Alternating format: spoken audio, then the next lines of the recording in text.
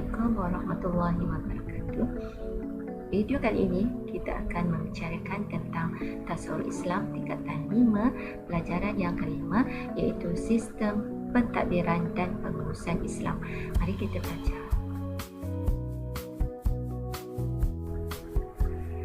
Sebelum kita meneruskan pembelajaran, kita lihat dulu standard kandungan, iaitu 3.1, memahami konsep asas sistem pentadbiran dan pengurusan Islam serta mengamalkan tadbir urus Islam dalam kehidupan.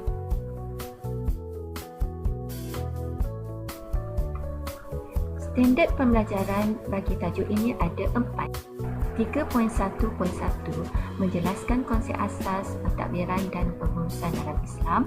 3.1.2 menghuraikan prinsip-prinsip tadbir urus dalam Islam. 3.1.3 menilai kepentingan melaksanakan tadbir urus dalam sistem pentadbiran dan pengurusan Islam. Manakala 3.1.4 mencadangkan tindakan yang boleh dilakukan untuk merealisasikan tadbir urus Islam dalam sesebuah organisasi. Pelajar-pelajar, pentadbiran dan pengurusan merupakan dua perkara yang berbeza tetapi mempunyai kaitan yang sangat rapat. Mari kita lihat satu persatu makna dua kalimah ini. Pentadbiran bermaksud menyelaraskan tenaga manusia agar mengikut satu perancangan untuk mencapai suatu objektif yang ditetapkan. Manakala pengurusan menggunakan serta menyelenggarakan sumber manusia dan sumber alam untuk kebajikan manusia. Maka pentadbiran dan pengurusan Islam ialah perancangan dan pergerakan oleh sesuatu organisasi berhubung dengan kaedah, peraturan, tanggungjawab dan tugas dalam pengolahan sumber manusia dan sumber alam selari dengan tanggungjawab sebagai hamba dan khalifah Allah di muka bumi. Mari kita lihat pula pentadbiran dan pengurusan zaman Rasulullah SAW. Pertama, Islam dijadikan dasar pentadbiran dan pengurusan negara. Kedua, syura dijadikan salah satu kaedah yang digunakan dalam pengurusan pentadbiran. Tiga, Piagam Madinah dijadikan sebagai perlembagaan pentadbiran dan pengurusan zaman Rasulullah. Manakala empat, akidah Islamiah dijadikan pegangan dalam urusan pentadbiran menggantikan semangat asabiyah.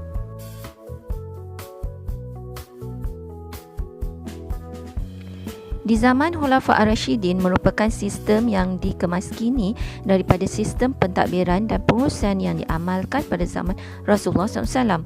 Pertama, dasar diputuskan melalui kaedah syura.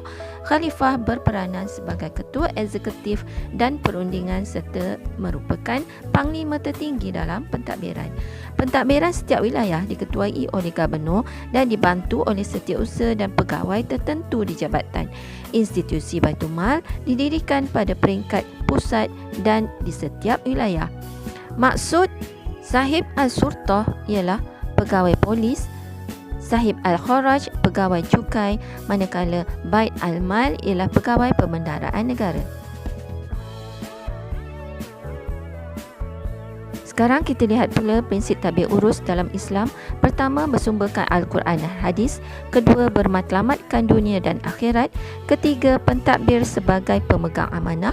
Keempat, berasaskan keimanan kepada Allah SWT. Kelima, berteraskan nilai-nilai akhlak. Keenam, urusan pentadbiran dijalankan berdasarkan konsep syura. Manakala yang ketujuh, mengamalkan konsep keadilan dalam pentadbiran. Ada 6 ciri-ciri pentadbiran dan pengurusan Islam. Pertama, bersumberkan Al-Quran dan Hadis. Kedua, mengamalkan konsep syura dalam pentadbiran. Tiga, melaksanakan keadilan untuk semua pihak. Empat, memastikan hak kebebasan setiap individu agar terpelihara mengikut syarak. Kelima, mengeratkan ukhuwah dalam pengurusan yang berteraskan nilai akhlak. Manakala yang keenam, mematuhi dan menghormati peraturan dan undang-undang organisasi. Sekarang mari kita lihat etika tadbir urus Islam yang merujuk kepada panduan Islam bagi individu yang diberi amanah untuk mentadbir dan mengurus sesebuah organisasi. Yang pertama, integriti, iaitu menjalankan tugas dengan penuh tanggungjawab dan tidak menggunakan kedudukan untuk kepentingan sendiri. Yang kedua ialah efektif, efisien dan konsisten dalam menghasilkan impak yang cemerlang. 3. Amar makruf dan nahi mungkar, membudayakan nilai murni dalam tadbir urus dan sistematik membuat perancangan dan pemantauan yang berterusan. Apabila setiap Muslim mempunyai penghayatan yang tinggi terhadap konsep etika, maka ia akan menjadi teras kepada kejayaan pengurusan dan pentadbiran sesebuah organisasi, masyarakat atau negara. Marilah kita lihat pula ciri-ciri pentadbir dan pengurus yang baik. Antaranya beriman, beramanah, berwawasan, ikhlas, positif, inovatif, dinamik dan integriti. Pemimpin yang sedemikian dapat membawa kejayaan yang cemerlang kepada sesebuah organisasi. Apakah kepentingan melaksanakan tadbir urus dan sistem pentadbiran dan pengurusan Islam? Terbagi kepada 3, iaitu individu, organisasi dan negara. Kita lihat satu persatu individu menimbulkan nilai keimanan dan ketakwaan, menjaga hubungan baik, ketua dan ahlinya, menjalankan urusan dengan penuh amanah dan tanggungjawab. Manakala organisasi memastikan kelancaran urusan pentadbiran sesebuah organisasi, menaikkan imej sebuah organisasi, menyelesaikan suatu urusan secara rundingan dan muafakat. Bagi negara pula, mewujudkan pentadbiran negara yang efisien dan efektif serta menjadi contoh pada negara lain, membolehkan segala urusan melaksanakan secara teratur dan menepati syarak, meneladani tadbir urus negara seperti yang dilaksanakan oleh Rasulullah SAW. Kita lihat pula kesan mentadbir dan mengurus mengikut syariat dan tidak mengikut syariat. Pertama, mengikut syariat, kesannya melaksanakan tanggungjawab dengan amanah, mendapat ketaatan daripada orang bawahan, mewujudkan kefahaman antara ketua dan anak buah, memajukan organisasi dan negara. Kesan negatif pula ialah mengabaikan amanah yang diberi, hilang sokongan orang bawahan, berlaku pertelingkahan, menyebabkan kemunduran organisasi dan negara.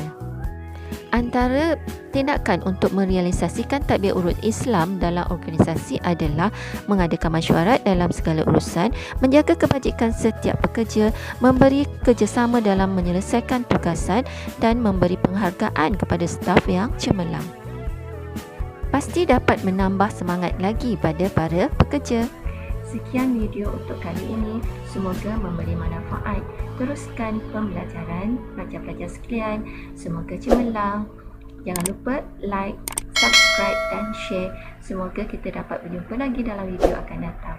Sekian, Assalamualaikum, bye.